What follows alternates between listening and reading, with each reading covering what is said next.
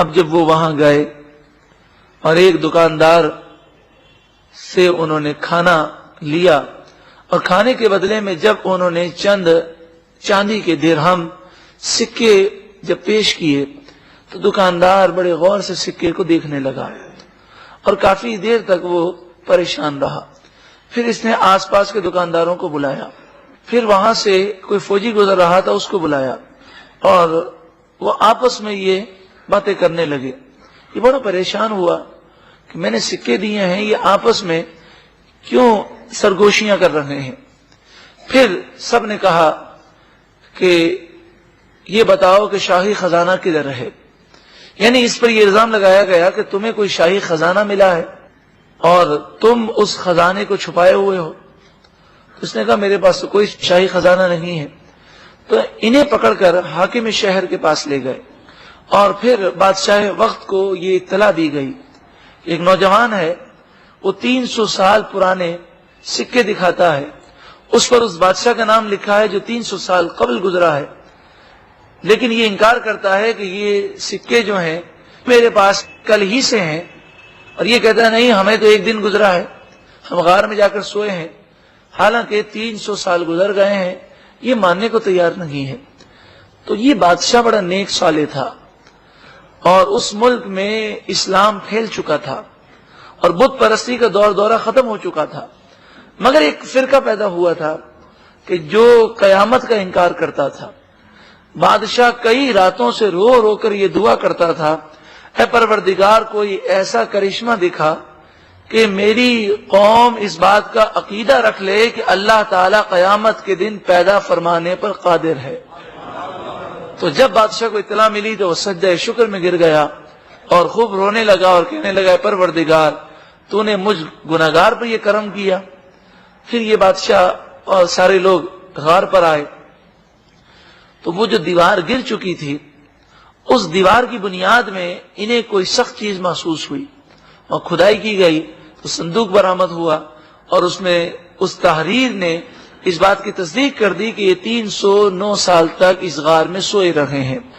ارشاد فرمایا وَكَذَلِكَ اسی طرح آثرنا علیہم ہم نے ان لوگوں پر اس شہر والوں کو مطلع کر دیا، اس کی اطلاع دے دی، لِيَعْلَمُوا تاکہ یہ لوگ جان لیں ان وعد اللہ حق بے شک اللہ کا وعدہ سچا ہے، وَأَنَّ السَّاعَةَ لَا رَيْبَ فِيهَا اور بے شک قیامت ضرور واقع ہوگی، اس میں کوئی شک نہیں ہے۔ تو سب کے شکوک دور ہو گئے اور سب اللہ کا شکر ادا کرنے لگے اور سب کے عقائد مضبوط ہو گئے۔ اب انہوں نے کہا کہ آپ ہمارے محل میں رہیے۔ ان اللہ والوں نے کہا ہمیں بڑا نیند کا غلبہ ہے اس وقت، تو آپ جائیے، آپ اپنا کام کریں، بس ہمیں اطمینان سے بھی سونے دیں۔ یہ جا کر غار میں جا کر سو گئے۔ اب علماء کے دو قول ہیں، ایک قول یہ ہے کہ یہ ابھی تک سو رہے ہیں اور ان کو موت اس وقت آئے گی کہ جب قیامت واقع ہوگی، اور دوسرا قول یہ ہے کہ یہ جب سونے لگے اور سو گئے تو اللہ تعالیٰ نے ان کی روحوں کو قبض کر لیا، مگر ان کے جسم اب بھی سلامت ہیں اور غار میں اسی انداز میں ہیں جیسے یہ سو رہے ہوں۔ اب شہر کے لوگ سوچنے لگے اب ہم ایسی کوئی علامت بنا لیں تاکہ وہ علامت جب بھی لوگ دیکھیں تو انہیں یہ واقعہ یاد آ جائے اور اس واقعے کی بنیاد پر آئندہ کوئی قیامت کے انکار کی جرت نہ کر سکے۔ اِذْ يَتَنَازَعُونَ بَيْنَهُمْ أَمْرَهُمْ جب یہ آپس میں اپنے معاملے میں بحث کرنے لگے، فَقَالُوا ابْنُوا عَلَيْهِمْ بُنْيَانًا تو ان میں سے بعض نے کہا کہ ان پر کوئی یادگار عمارت بناتے ہیں۔ ربهم اعلم بہم ان کا رب ان کی باتوں کو خوب جاننے والا ہے۔ قال الذین غلبوا علی امرہم ان لوگوں نے کہا جو اپنے معاملے میں غالب تھے، یعنی بادشاہ اور بادشاہ کے رفقا، لنتخذن علیہم مسجدا انہوں نے کہا کہ ہم ان پر مسجد بنائیں گے۔ پھر وہاں پر مسجد بنائی گئی ان کے قریب، اور جس سال میں جس تاریخ کو یہ باہر آئے تھے سال میں جب بھی وہ تاریخ آتی ہے تو سارے لوگ اس مسجد میں جمع ہوتے، اللہ کی عبادت کرتے اور اس واقعے کو یاد کرتے اور اپنے عقائد کو مضبوط کرتے۔ اس واقعے کی روشنی میں عظیم مفسر ہیں تفسیر مظہری کے مصنف۔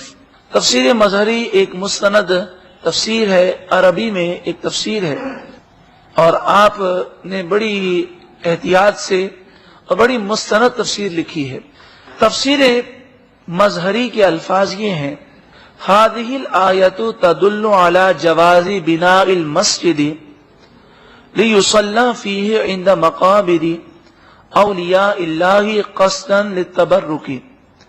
فرماتے ہیں یہ آیت اس بات کو ثابت کرتی ہے کہ اولیاء اللہ کے مزارات کے قریب مسجد بنانا اور وہاں اللہ کی عبادت تبرک کے طور پر برکت حاصل کرنے کے لیے کرنا یہ جائز ہے اور باعث ثواب ہے۔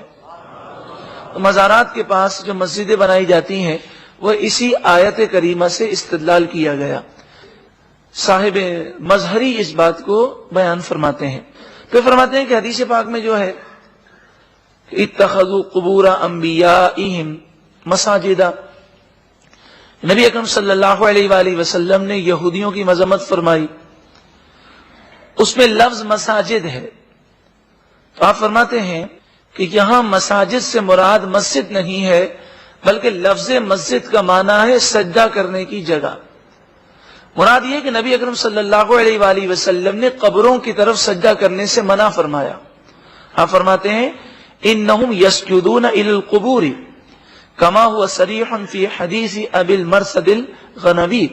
آپ فرماتے ہیں کہ یہ مذمت یہودیوں کی اس وجہ سے تھی کہ یہ انبیاء کی قبروں کی طرف منہ کر کے سجدہ کیا کرتے تھے۔ تو سجدہ صرف اللہ تعالیٰ ہی کو کیا جا سکتا ہے، کسی ولی یا نبی کے مزار کو سجدہ کرنا یہ حرام ہے۔ باقی مزار کے قریب مسجد بنانا، عبادت اللہ کی جائے، سجدہ اللہ کو کیا جائے اور ان کے قرب میں سجدہ کر کے عبادت کر کے ان کی برکتیں اور ان کا وسیلہ پیش کیا جائے اور برکتیں حاصل کی جائے، وہ بالکل جائز ہے۔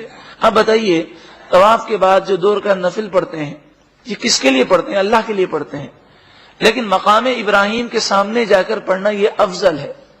یہ پتھر کے سامنے جا کر کیوں پڑھتے ہیں؟ اسی لیے نا اس پتھر کو نسبت ہے حضرت ابراہیم علیہ السلام سے، جب وہاں پر نوافل ادا کرنے میں کامیاب ہوں گے تو اس نسبت کی وہ برکت ملے گی کہ انشاءاللہ طواف بھی قبول ہوگا اور حج بھی قبول ہو جائے گا۔